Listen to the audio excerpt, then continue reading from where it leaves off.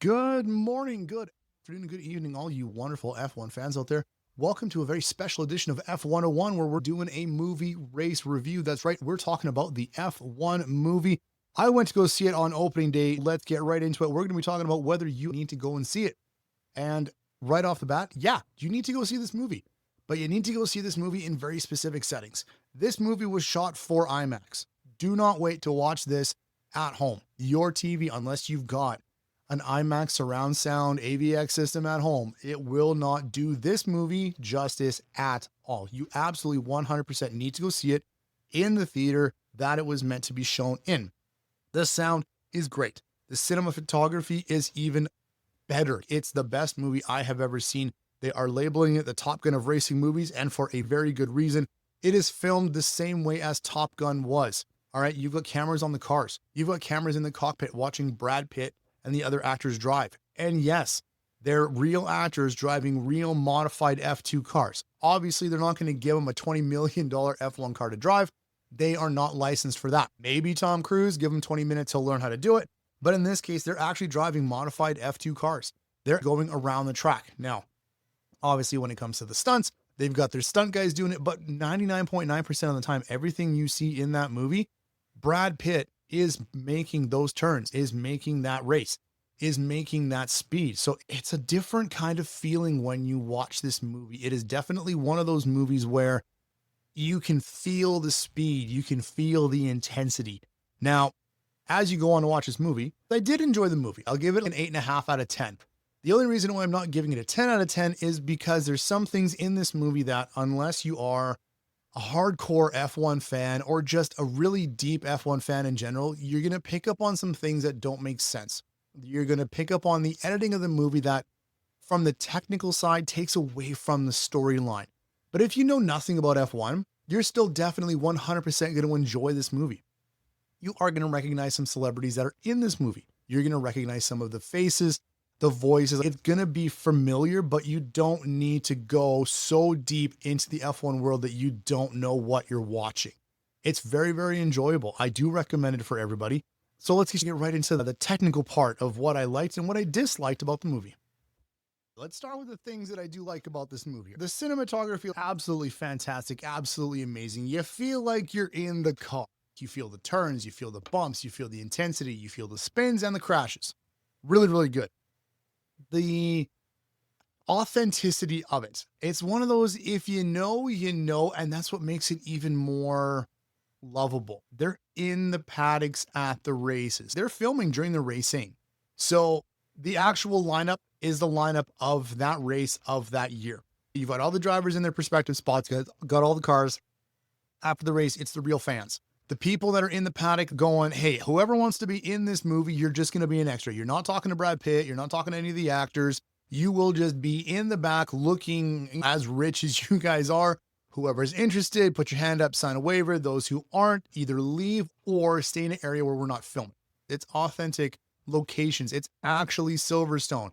It's actually Monaco. It's all these places where they actually races where they're actually filming it. When they are at the team's headquarters, it may look super familiar. It's because they doubled the McLaren, home base for this team's base, right? So it's actual destinations. You see Ayrton Senna's car in the background in an office scene. You see that's the real car that's actually in Zach Brown's office, all that kind of fun stuff. The authenticity from the majority of the movie was fantastic. I enjoyed the brief and yet underlying technical conversations about the race, about the cars. I liked all that part of it. Where the good parts of this movie stop. It was very entertaining. You don't need to know anything about F1, but if you do know stuff about F1, this is kind of where the not so good, but not horrible aspects of the movie come in. We're going to start off with the most obvious one, the non-essential Hollywood script. Now, it is a movie. Obviously, it is not real life, but the script that they wrote for this movie, we'll call it 90% of the time actually makes sense. The terminology they use in the movie, the other 10%, doesn't make any sense at all. It is just strictly for Hollywood scripts and for essentially for cutting promos. There's a bunch of promos and there's a preview where Brad Pitt is speaking to his technical advisor, someone on the team, and they're like, we need to build this car for combat. No, you don't build a car for combat. You build a car for aerodynamic efficiency. You build a car for aggressive driving. You don't build a car for combat. It's not a fucking weapon. Things like that irritated me. There's a couple of scenes in this movie where, obviously, spoiler, if I haven't said it before, we're going to say it again. That being said, there are some spots where they're arguing openly in front of the cameras. Okay, it will happen in the future. It has happened in the past in F1, but generally, you don't argue in front of the cameras. The technical jargon that they're using, some of it's real, some of it's made up just for the cameras, and the aspect in which they use it, sometimes it makes sense, sometimes it doesn't. There's a ton of F1, actual F1 drivers, personalities, interviewers. There's a couple of bloggers in there. There is team principals in there. Zach Brown's in there, Fred Vasseur, Toto Wolff, Günther Steiner before he left. There's a ton of people in there that can definitely add to the storyline of this movie. Now, the movie already is 2.5 hours long. So I understand you have to make some kind of cuts to not make it 4 hours long, but where they chose to do the cuts with the actual team principals, they kind of killed it. They could have added a lot more dramatic parts to the movie. They could have added a little bit more sense of urgency to the movie. There's a scene in the movie where they're just coming up, they're getting better. They haven't won any races yet, but they're being more realistic. Brad Pitt's character is being kind of labeled as the bad boy who doesn't care, the typical Hollywood scripts type ideas. And so the team principal of this said team is doing interviews, and you've got Fred Vasseur and you've got Zach Brown and you've got actual F1 commentators asking questions in the media scrum. And what ends up being probably a 2.5 minute scene definitely should have been either edited differently or they should have extended it to about a 5-minute scene, fast paced. It was so cookie cutter and it was so like 1 or 2 word answers from Zach and Fred that it was a pointless throwaway cutscene that they could have just put it on the cutting room floor. You don't need it. Now I understand why they do this is because they're actually filming during the season. So except for some of the racing, they let everybody know, hey, this is not part of the race. This is part of the movie. But all of the interviews afterwards and all the talking to the team principals and all that kind of stuff, all of it happened after the actual race. So I understand it has to be quick. It's got to be clean, but it has to make sense to the movie. Well, you end up getting 2 out of the 3.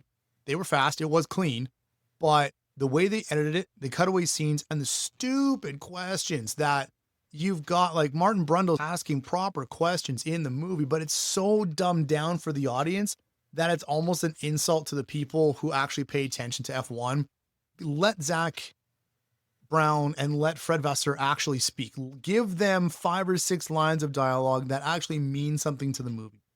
Not just that you're making fun of another team. You would never make fun of the team the way they did in real life. They're poking fun at it. I mean, I know it's part of the script. It's supposed to be part of the drama and this underdog story, which is fine, but it took away from what could have been a really good scene.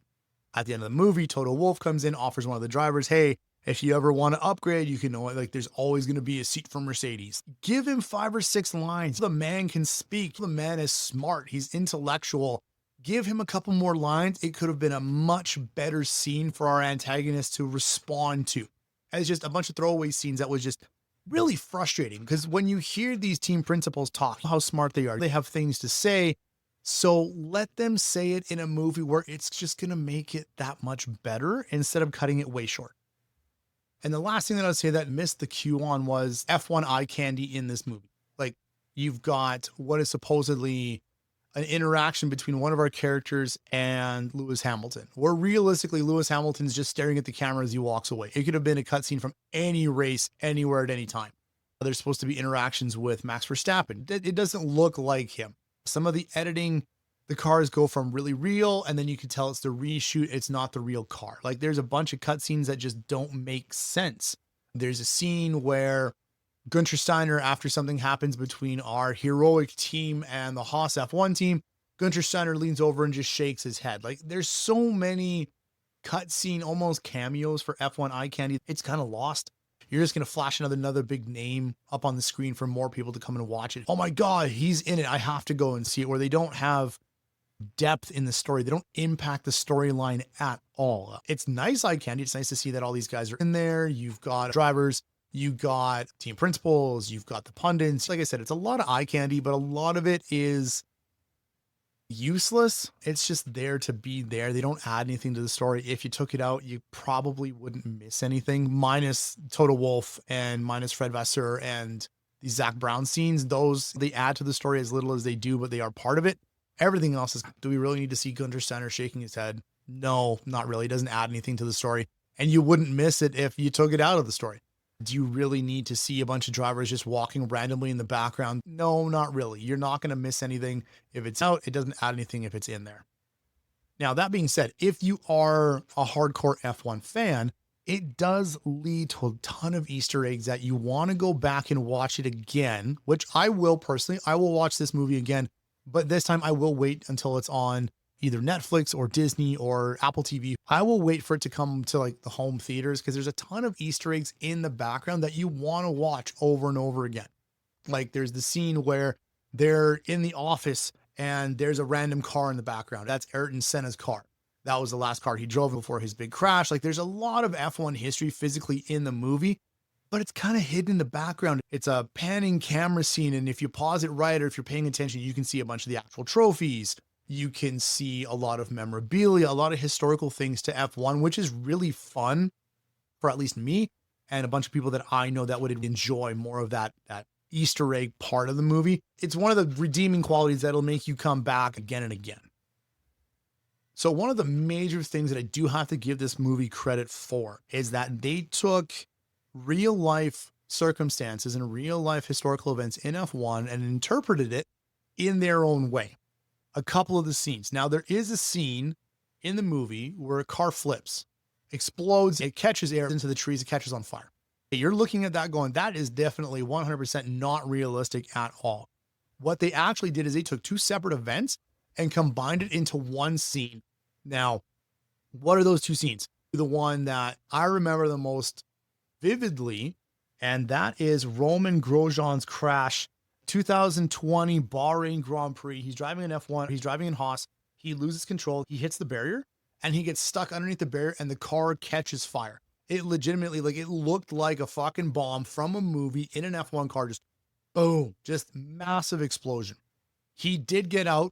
He is alive. He did get some burns on his hands. That was essentially his last race in F1. So that part actually happened. In the movie, Brad Pitt's character comes out, pulls his other driver out, all that kind of stuff. Oh my God, he's safe. Grosjean pulled himself out, walked to the ambulance, and then went to the hospital. When the driver that does the flip hits the side curb, flips into the fence, that is actually a reinterpretation of many crashes that happened in the history of F1. I believe this one was specifically one from the 80s. They did feature. In the movie, Brad Pitt's causing a bunch of yellow flags. He's doing a bunch of accidents. He's causing damage, which gives his other driver better position on track. He's slowing a bunch of people down. So this is a strategy that has happened recently in F1, where it's the controversy of when you've got a faster car, you leave him ahead. When you've got a slower car, they back everybody up, giving him more air. It's an actual strategy they use in F1 every once in a while. There was one massive one. Brad Pitt crashes his car on purpose. This was supposed to be a nod to the 2008 Crashgate involving Fernando Alonso, who does make a couple appearances in the movie, and he actually has interaction with Brad Pitt, which is quite nice. So they bring some F1 history into this movie. The biggest one is that the F1 movie featuring Brad Pitt predominantly uses a crash that happened in the 1990 Spanish Grand Prix with Martin Donnelly's name. And essentially what it was is they looked at the 1990 footage of Donnelly's crash, and that was the purpose of Brad's major injury and his past in the actual movie. It was an actual suspension accident that happened on a high-speed corner. They reenacted it to the core. When you see the movie itself, the footage that's on the car is actually Martin Donnelly's car from the race. The feeds weren't amazing, but you were actually able to see the race. You interpret the crash and you actually see it. So again, good history that's thrown into what is overall a pretty good movie. But again, unless you are one of those F1 nerds, you're going to go back and look at it. It's one of those Easter going, hey, that kind of looks familiar. I bet they used this. Oh my God, I remember that's when Roman did this, and so on and so forth. It adds an extra layer of entertainment. It actually adds an extra layer of history to the movie. And it does make this movie legitimate other than just another Hollywood. So what do I actually think about the movie? Once it's all said and done, you do the positives, you do the negatives. Like I said, I am going to go see this movie again. I do really enjoy it. I give it a solid 8 out of 10. Entertainment wise is a little bit higher than reality, but the technical talk they do have in the movie it's pretty close to what you would expect, or at least what a fan would expect to be in there. There has been some experts, as like some of the F1 drivers that did go see it, going, it's pretty close. It's not dead on, but if it was dead on, it would be boring. I've also been asked, will this movie bring fans to F1? Simple, unadulterated answer is going to be yes, absolutely. It's going to make F1 even more visible in modern sports circles. It's going to be, not that it wasn't legitimate before, but it's going to be at the top of more minds around the world. Now, when you compare the movie to what actually happens in an F1 race, are we going to have a bunch of disappointed fans that stick around? Probably not. I mean, I've watched a ton of F1 races in my day, and yeah, there's some definitely exciting ones. There will be drama, but it's not to this level just because it is a cinematic movie. But it's a good intro. It really is. You see some of the drivers, you recognize some of the teams, you see the cars. Cars are very interesting. So yeah, it will bring a bunch of people into the Formula One world, but it's depending on what race you watch, it's going to be a massive shocker on sometimes how incredibly boring a race can actually, and it's going to be 3 hours long of just listening to commentators trying to find something to talk about. And then yet you're going to find some races, Austrian Grand Prix, Spanish Grand Prix, Spa, the Silverstone, all those kind of races where it's legitimately entertaining as hell to watch and you cannot take your eyes away. Well, folks, that is my review of the new F1 movie featuring Brad Pitt. I recommend it's in theaters now. You'll see it. It's really entertaining. Bring some popcorn, get some pop. It is 2.5 hours long. And with this type of movie, you can catch up, but you might be lost in a few places. But it is highly entertaining. I do recommend everybody go see it. It is definitely a family-friendly movie, 100%. So until next time, everybody, keep those tires spinning, those engines revving. This is Kelsey from F101.